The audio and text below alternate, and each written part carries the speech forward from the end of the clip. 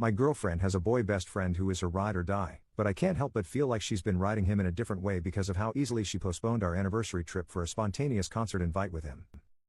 I, 28M, have been dating my girlfriend, Sarah, 26F, for just over a year now, and while I love her, there's one thing that's been eating at me since the very beginning: her relationship with her male best friend, Jake, 27M. Jake has been Sarah's ride or die since college, and I knew from the start that they were close. But what I didn't realize was how much it would impact our relationship. I've always tried to be the chill, trusting boyfriend. I don't want to be the guy who's threatened by a platonic friendship. But, honestly, it's gotten to the point where I feel like I'm the third wheel in my own relationship.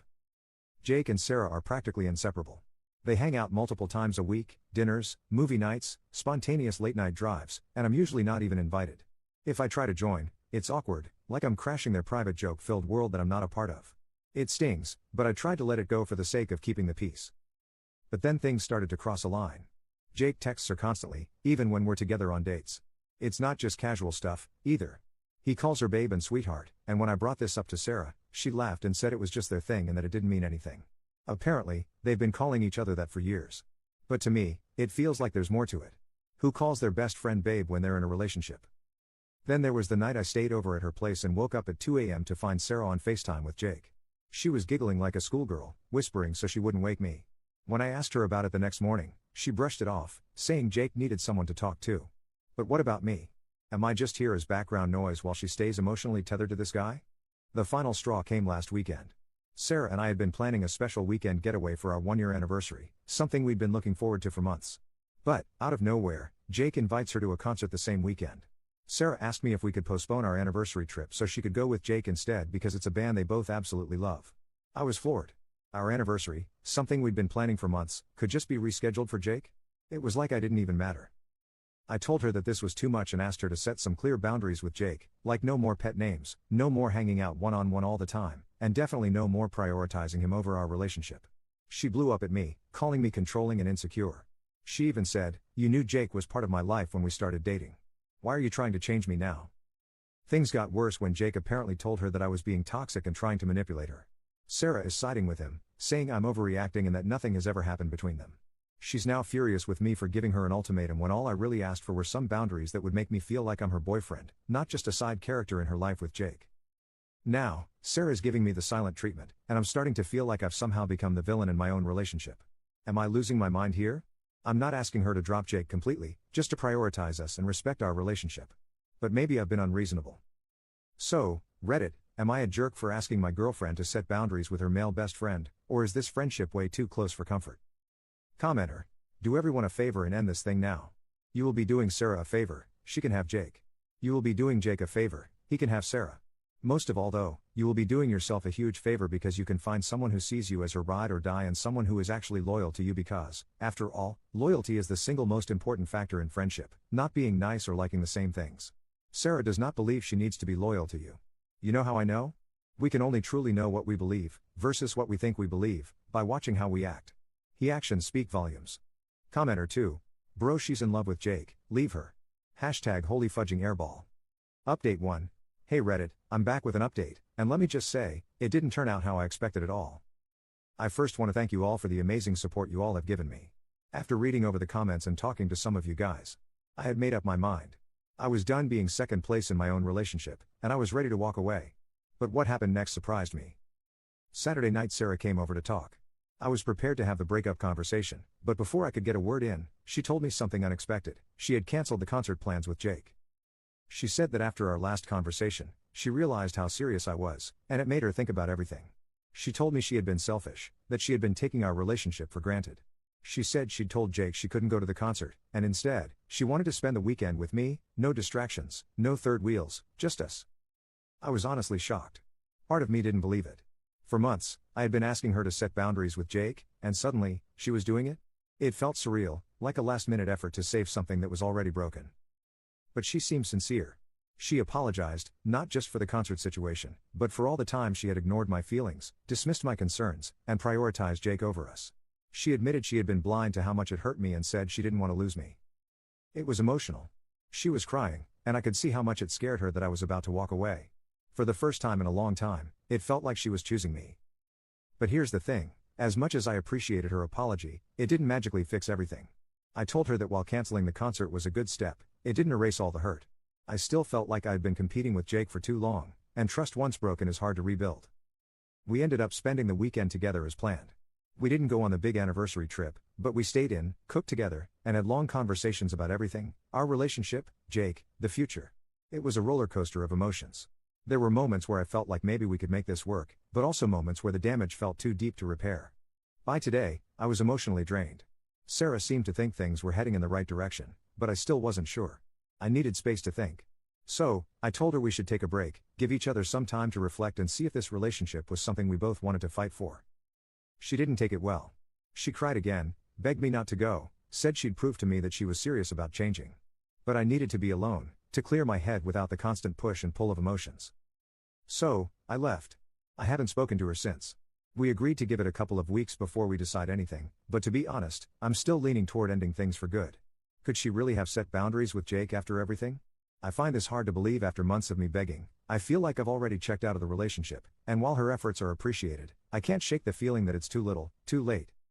I'll always care about Sarah, but this whole situation has made me realize how important it is to be with someone who values and respects you from the beginning. Someone who doesn't make you feel like you have to compete for their attention.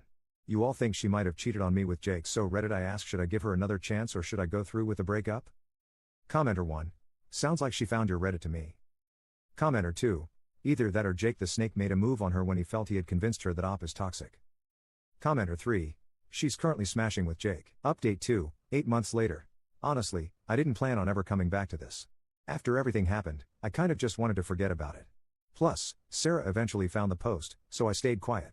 But at this point, I don't care who I piss off. I think I owe you guys the end of the story, plus a lot of you guys have been asking for an update, so here it is.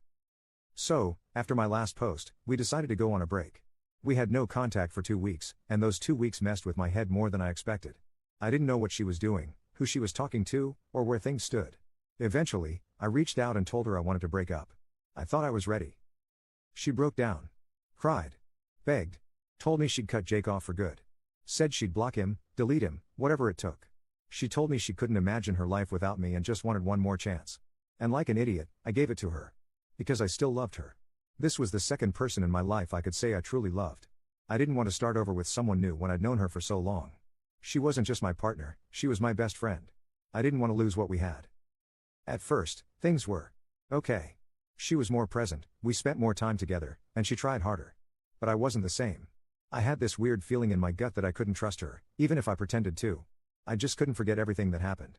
And I won't sit here and act like I was perfect either. When she was trying her hardest, I wasn't putting in the same effort. That hurt her. This went on for about 3 months. It started getting better, little by little. I thought we were making progress. I still wasn't all the way in, but I could finally say I saw a future with her. But the thing that really bothered? Jake. She did stay true to her word and unfollowed him when we first got back together. This was almost 4 months ago. But one day while I was at work, I was scrolling on Egg and saw that they had followed each other again. I asked her about it and she said it didn't mean anything, that they weren't talking. I let it go. Maybe I didn't want to know the truth. Fast forward a few weeks. We were at my place, and she had fallen asleep first. That's when I saw an Instagram notification. I couldn't open it, didn't know her password, and I wasn't about to try and scan her face while she slept. So, I ignored it. I couldn't sleep. I was restless. But I told myself I was overthinking, and I wanted to trust her. Fast forward another week. We went on vacation and were staying at a hotel. She asked me to grab something from the car, but the hotel room key was on her phone. So, she handed it to me. That's when my insecurities got the best of me, and I snooped while walking to the car. That's when I saw it. And honestly, I felt nauseous. DMs from Jake. Not just old ones. Recent. Some unanswered, but some she did reply to. Messages about how she couldn't stand being apart from him. How it killed her to block him. How she missed talking to him. How she wanted to see him again. And then the part that really broke me, how she had developed feelings for him but was scared to leave me because then it wouldn't be Jake and Op. It would just be Jake. She talked about how she didn't want to lose both of us. She had even seen him behind my back. When she said she was going to the gym, she was going to his place. I came back to the room and didn't say anything. I laid in bed, numb. She eventually got up to take a shower, and while she was in there, she texted me asking if I went through her phone. At first, I lied. But then she said when she opened Instagram, it was still on her DMs with Jake, something she didn't leave open. So, I admitted it. I told her I read everything and couldn't believe she lied to me again. Her response? You weren't supposed to see that. I completely lost it. She tried playing the victim card, telling me I broke her trust by going through her phone and that I wasn't supposed to read what she told Jake. Like I was the bad guy in this situation. That was it for me. I didn't ask for explanations. I didn't want to hear any more lies. I shut down completely. I stopped texting her and only spoke when necessary for the rest of the trip. We had driven 6 hours from our hometown to visit some friends, so I couldn't just leave. We acted normal in front of our friends until it was time to go. The 6-hour drive home? Complete silence. I drove most of the way and didn't say a word. When I dropped her off at her place, she tried to talk to me, even tried to kiss me goodbye. I pushed her away and asked her to get out of the car. Later that night, I texted her that I was done. I didn't want to talk anymore. She tried to explain, but at that point, there was nothing left to say. I gave her so many chances and she still chose to lie. Again, I don't know if anything intimate happened between them, and at this point I don't care anymore. What I do know is I spent too long being second in a relationship where I should have been enough. So yeah, I'm single now. It hurts, obviously. But for the first time in a long time, I feel like I can finally breathe again. Thanks to everyone who gave it to me straight in the comments all those months ago, but also to those who told me to give her another chance. It hurt, but I grew and matured from this. Commenter 1. You dodged a bullet. Someone who lies that repeatedly and then tries to gaslight you for catching them. You weren't supposed to see that, was never going to change. You wasted way too much energy on someone who was never fully yours to begin with. Commenter 2. Honestly, I feel for you, man. That gut feeling never lies. You gave her another chance and really tried, but she kept that connection behind your back. That's not love, that's emotional betrayal.